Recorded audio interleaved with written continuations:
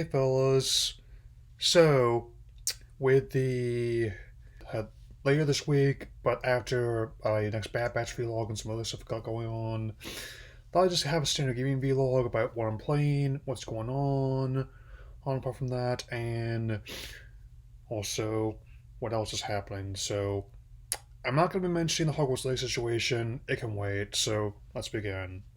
So let's start with something of a surprise, to be sure, but a welcome one. You know how a couple years back that Justice Smith was not sure that Detective Pikachu movie would actually be happening? Well, as it turns out, that actually might not be the case, as the people associated with production and have actually said it actually is still a go for the near future, which I think is very much of a relief given how much money the original one made because of other video game adaptations and all that people going on with the world and WB Discovery situation, which I will probably do another video on in the near future. But again, have myself looking forward to that game sequel on Switch as well.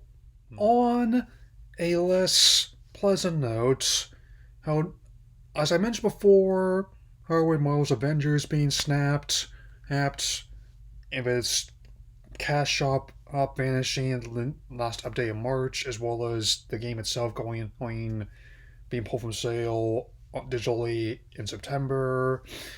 Turns out many other games are being had notable whole victims being Dragon Quest as a Dragon Quest mobile title based on the Adventure Die anime, which in turn was based on Dragon Quest 3. I'm not a big DQ fan, but that is kind of disappointing. It wasn't that bad a show.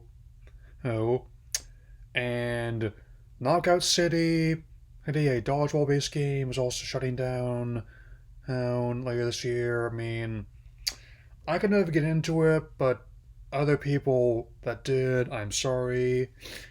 And Rumbleverse, which did not tickle my fancy either, there is also oh oh going to be going dark. Actually, maybe not long from now. I just kind of dismissed that one, but yeah, that wasn't bad. People did get a chance to play it, would decide to.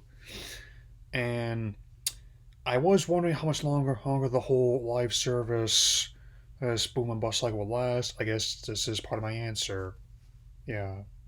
To bring things back around to a bit more positive lights, the next wave of PS Plus titles for PS4 and 5 has gone live as of earlier today. They include I'm not the biggest Mafia fan, but I definitely think they did a good job with this version. I played a bit. I definitely willing to try it a little bit more. Or Ollie World, I've heard very good things about this one, and I would like to say I actually finally got a chance to try it, but stuff is going on in the servers. I might give you a second video on that so I get a chance to officially try it out. I mean, there's also the Beyond Light expansion for Destiny 2. Been meaning to try that and the game as a whole for a while now. I guess this is going to be my justification for doing so. And last, but definitely not least by any means, just give me a moment here. Here is, shall we say, a okay, so off the top of my head, but up here we go. It's Evil Dead the game. So I've also heard very good things about that one as well. I mean, there's been a lot of video games about Evil Dead, and and and this is actually part of a seed, especially not for the fact that Bruce Campbell's back to reprise his role for the voice and motion capture. Even with I'm not sure what to expect from the next movie being taken off of streaming and being put in theaters instead. We'll see how that goes. Yeah. So, going back to the Switch, I have continued to play more Pokemon Legends Arceus in preparation for a video on the Daybreak expansion, and which I intend to perhaps do in July at the earliest. I finally caught that tornadoes after quite a bit of kerfuffle. I mean, the actual battle was not the problem so much as actually trying to stun on the Guardian, and in the midst of both a blizzard, a windstorm, both of which they were causing, and so yeah.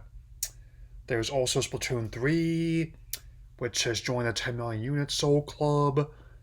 I'm streaming next Splatfest. I'm on Team Dark. We have antioxidants and a theme song with our chocolate. That's mean. And last but not least, Donkey Kong has a pretty good rhythm going on there with the NES version. I also got the arcade.